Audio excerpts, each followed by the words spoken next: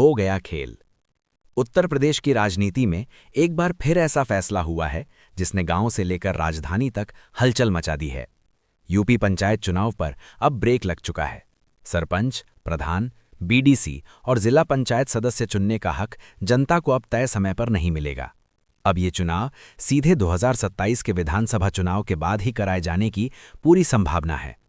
खबर सामने आते ही प्रदेश की राजनीति दो हिस्सों में बंट गई। एक तरफ भगवा ब्रिगेड के चेहरे खिले नजर आए, तो दूसरी तरफ समाजवादी पार्टी के मुखिया अखिलेश यादव ने सरकार पर हमला तेज कर दिया। और सबसे ज्यादा दर्द में हैं गांव के वो नेताजी जो खुद को अगला प्रधान, अगला बीडीसी और अगला जिला पंचायत सदस्य मान चुके थे। पंचायत चुनाव की आहट मिलते ही उत्तर प्रदेश के गांवों में राजनीति पूरी तरह गर्मा गई थी। सुबह से लेकर देर रात तक चौपालें सज रही थीं। हर गली में चर्चा थी, हर चाय की दुकान पर रणनीति बन रही थी। कोई घर घर जाकर पैर छू रहा था तो कोई पुराने झगड़े निपटा रहा था। 26 जनवरी की शुभकामनाओं से गांव की दीवारें रंगी पड़ी थीं। हर पोस्टर, हर बैनर यही बता रहा था कि अब गांव की सत्ता बदलने वाली है। दावेदारों ने अपनी तिजोरियों के ताले खोल दिए थे। पैसा पानी की तरह बहाया जा रहा था। मैखानों में रौनक लौट आई थी।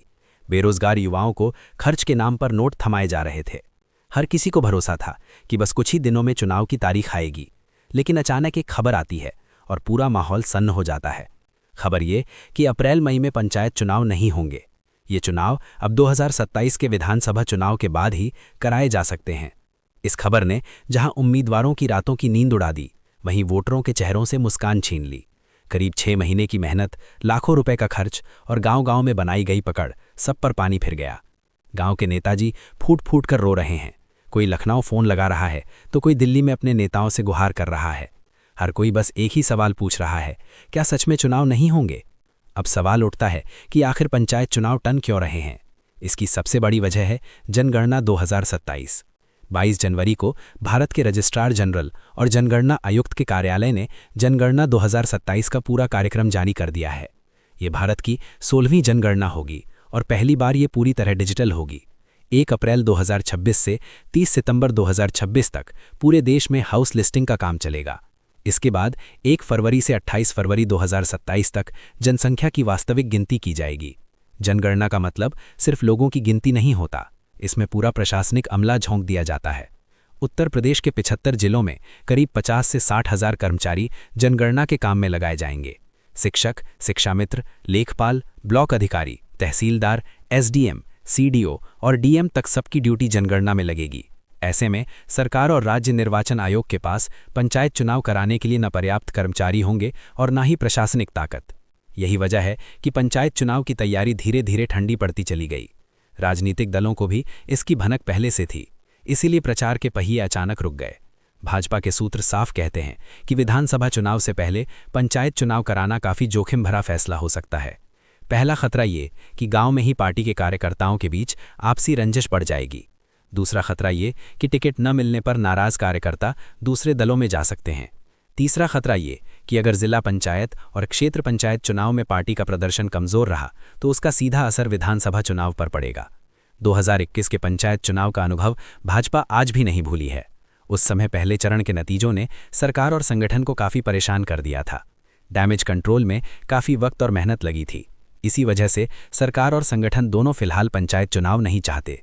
उधर राज्य निर्वाचन आयोग ने पंचायती राज विभाग को आरक्षण निर्धारण के लिए पत्र जरूर लिखा है, लेकिन हकीकत यह है कि अब तक न कमेटी बनी है न प्रक्रिया शुरू हुई है, जबकि आरक्षण तय करने में ही कम से कम 2 महीने का समय लगता है।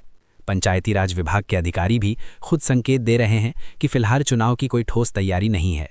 प्रदेश में ग्राम प्रधान, क्षेत्र पंचायत सदस्य और जिला पंचायत सदस्यों का कार्यकाल मई के पहले सप्ताह में खत्म हो जाएगा।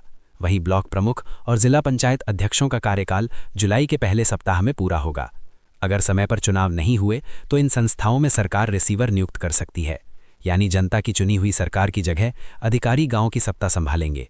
भाजपा के प्रदेश महामंत्री और पंचायत चुनाव प्रभारी राम प्रताप सिंह का कहना है कि पंचायत चुनाव को लेकर सरकार से अभी कोई स्पष्ट संदेश नहीं मिला है। पार्टी पूरी तरह तैयार है। वहीं पंचायती राज निदेशक अमित कुमार सिंह कहते हैं कि आरक्षण निर्धारण की प्रक्रिया भी शुरू नहीं हुई है और फैसला शासन स्तर पर लिया जाएगा। अब संकेत बिल्कुल साफ हैं, प्रशासन तैयार नहीं है, राजनीतिक दल जोखिम नहीं लेना चाहते और सरकार का फोकस अब सीधे 2027 के विधानसभा चुनाव पर है। यानी यूपी पंचायत चुनाव पर ब्रेक लगभग तय माना जा रहा है।